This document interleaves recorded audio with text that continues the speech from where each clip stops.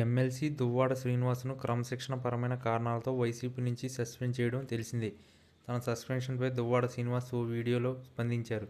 ఈ నెల 20న వైసీపీ తనను సస్పెండ్ చేసిందని, ఆ మేరకు విడుదల చేసిన ప్రకటనపై తన అభిప్రాయం తెలియజేస్తున్నానని వెల్లడించారు. వైసీపీ గురించి మాట్లాడుకునే ముందు జగన్ గారి గురించి మాట్లాడుకోవాలి. నాకు ఈ స్థాయిని, హోదాను ఇచ్చింది జగనే. అందుకుగాను ఆయనకు ధన్యవాదాలు తెలుపుకుంటున్నాను. పార్టీ కోసం నేను చాలా కష్టపడి పనిచేశాను.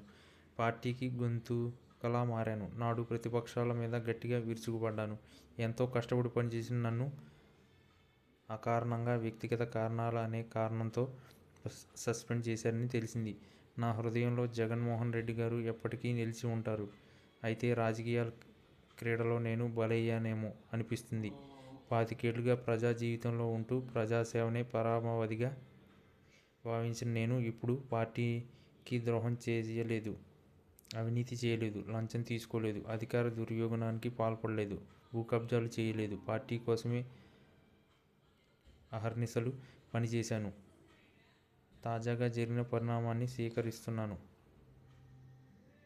సస్పెన్షన్ అంటే తాత్కాలిక విరామం అని అర్థం. ఈ తాత్కాలిక విరామాన్ని ప్రకటించినప్పుడు నాకు ఒకటి గుర్తొస్తుంది. గురజాడ అప్పారావు గారు ఓ మాట చెప్పారు. విజయం కోసం విసుగును వీడి విరామం మెరుగుగాక పనిచేయుండు అన్నారు. నేను కూడా ఈ విధంగానే విరామం లేకుండా పనిచేస్తాను. కష్టపడి పనిచేస్తాను. స్వతంత్రుడిగా, తటస్థుడిగా, నన్ను నమ్ముకున్న ప్రజల కోసం, నా గ్రామం కోసం, నాపై ఆధారపడి ఉన్న కార్యకర్తల కోసం, అభిమానుల కోసం నిరంతరం మరింత రెట్టింపు ఉత్సాహంతో పనిచేస్తాను. ఎవరూ ఆందోళన చెందాల్సిన అవసరం లేదు. గ్రామాల్లో ఇంటింటికి ఈ దువ్వాడ శ్రీనివాస్ మళ్ళీ వస్తాడు. అన్నిటికీ కాలమే తీర్పు చెబుతుంది. నాకు ఇంతటి గౌరవాన్ని ఇచ్చిన టెక్కలి నియోజకవర్గ ప్రజలను ఎప్పటికీ మర్చిపోను. నా ఊపిరి ఉన్నంత వరకు వారి సేవలోనే నిమగ్నమై ఉంటాను. నా సేవలు ఎక్కడ అవసరమైతే అక్కడ నేను ప్రత్యక్షంగా ఉపయోగపడతాను.